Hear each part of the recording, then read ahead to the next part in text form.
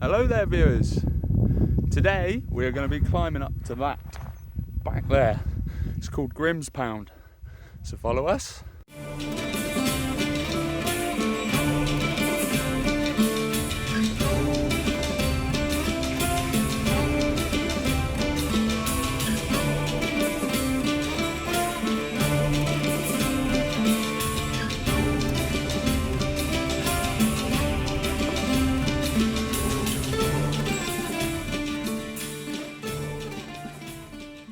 What's your favourite thing about climbing hills, Sweet?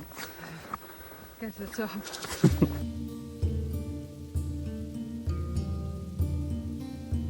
This is Grimspound, way up high on the moor.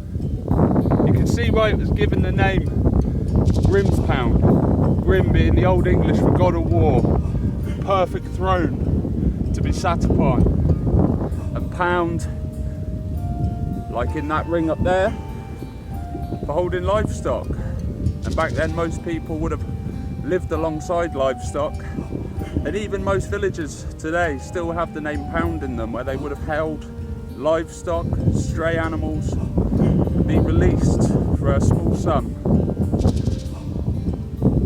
I love the way that the granite's weathered and shaped.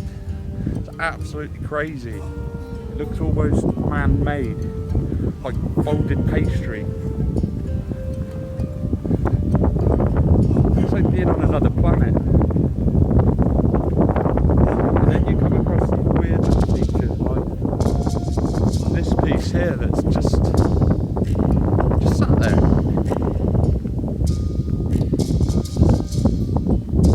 Just propped up there, just sat there. Why? Don't know. Natural? Don't know.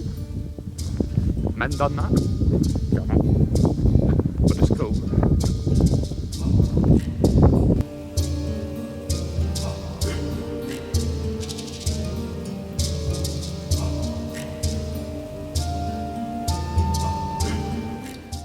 Grimspound is said to be from the year 1400 BC, somewhere between then and 700 BC.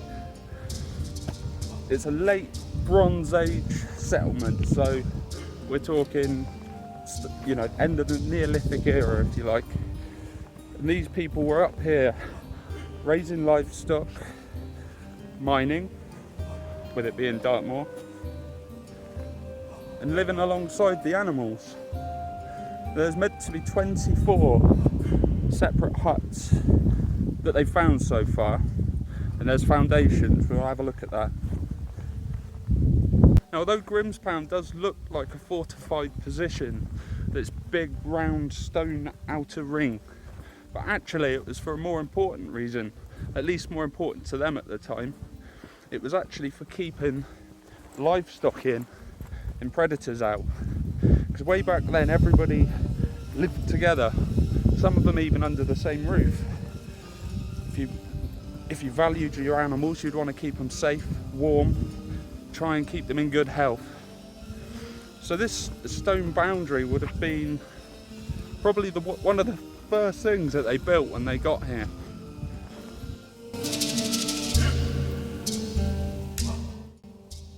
What? 18. What was that? That was when I finished modelling. Wow. So not long ago then? No. I think we both agree it's a few moons ago.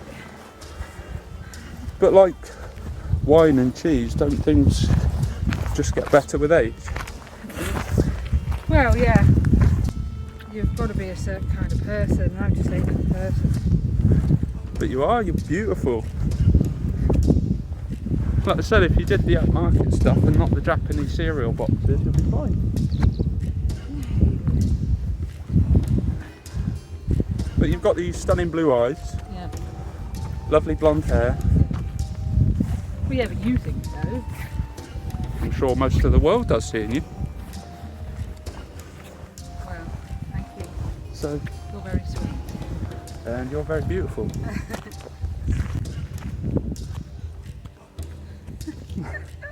I would have thought. Yeah.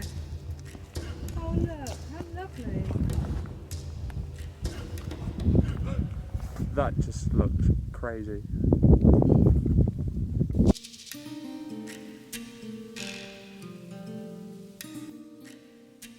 So this is the outer ring. This is where they piled up all the rubble, peat, soil. It would have been much higher back then, obviously with weathering. All this soil's come off, but the stone's still here. Everything, all the peat's washed away. But all the stone is still here. And it's a substantial little compound, put it that way.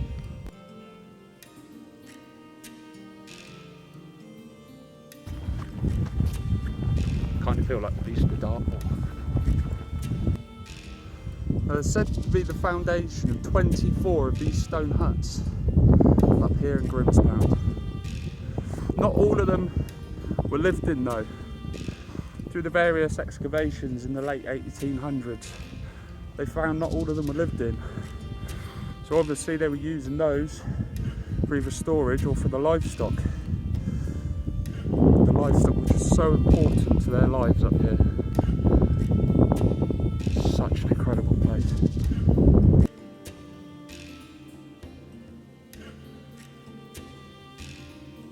Archaeologists were actually excavating in these. They found firestone.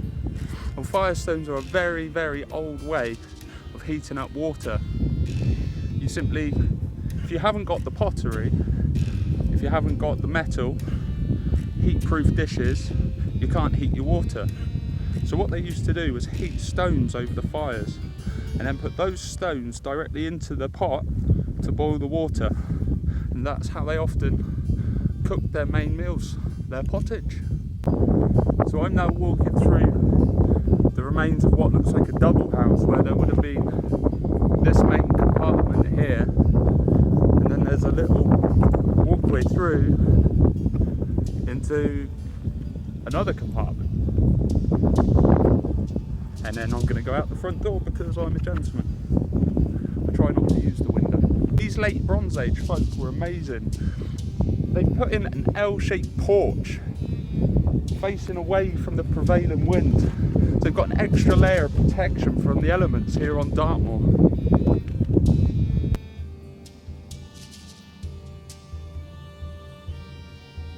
A fun little fact for you. These Dartmoor ponies are actually the ancestors of the tin miners' ponies. They bred and kept them and used them down in the mines. So these horses are unnaturally strong, loads of stamina, and also really hardy to the elements. Crazy, and they're still going.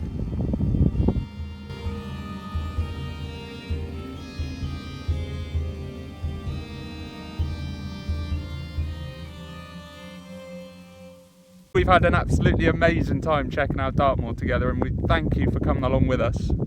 Don't forget to like, subscribe and leave nothing but footprints.